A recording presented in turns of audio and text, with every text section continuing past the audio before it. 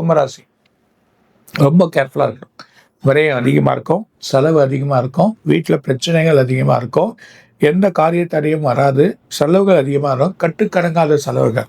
அது இல்லாமல் இடுப்பு கீழே கால் முட்டி கிராச்சஸ், எதுனா வண்டியில் போகிறது, வாகனத்துக்கு போகிறது. 3வது வந்து நீங்கள் பணத்தை விட்டுருவீங்க, ஏன்னா பஸ் ஸ்டாண்ட் நியூஸில் பணம் தொலைஞ்சு போயிடும், மிஸ்பிளேஸ் பண்ணுவீங்க, இடம் மாறிடும். 6ஆம் இடத்துல குரு போகிறார். நல்ல வீட்டுக்கு போனாலும் குரு பலனை கொடுக்க மாட்டார்.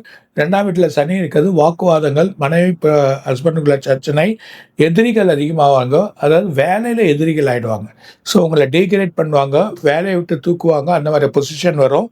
பெரிய போஸ்ட் கவர்மெண்ட்டில் இருக்கவங்களுக்கு சின்னதாக கொஞ்சம் மாற்றி ஒரு போஸ்ட் கொடுத்துட்டு உங்களை வந்து கொஞ்சம் கீழே தட்ட பார்ப்பாங்க. அது இல்லாமல் கௌரவம் இருக்காது.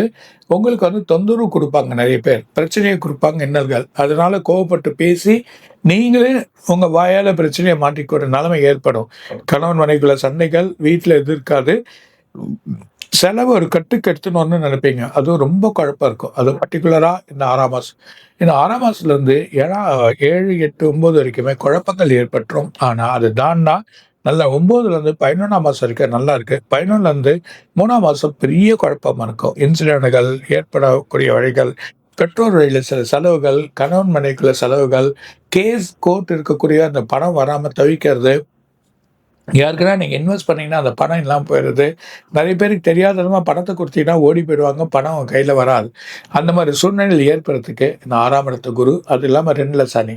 இந்த சனியோட பாதங்கள் பார்த்தீங்கன்னா பிரச்சனையை உருவாக்கி உங்களை வந்து வழி நடத்த விடாமல் மாற்றி தவித்து செயல் பண்ணக்கூடிய ஒரு நிலைமை ஏற்படுத்த போனால் கேர்ஃபுல்லாக இருங்க.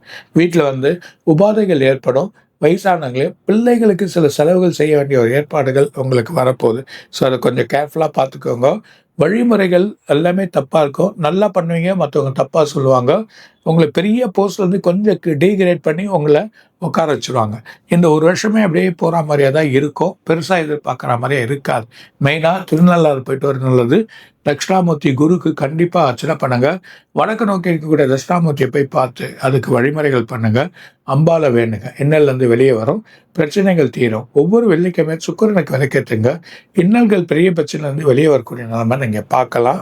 இந்த வருஷம் எதிர்பார்த்ததில் குருவோட பலன் ரொம்ப மோசமான நிலைமை இந்த கும்பராசி இருக்குது. அது பர்டிகுலராக அவிட்ட நட்சத்திரம், சதய நட்சத்திரம், அதில் இருக்கக்கூடியவங்களுக்கு புரட்டாதி நட்சத்திரம். ரொம்ப கேர்ஃபுல்லாக இருங்க.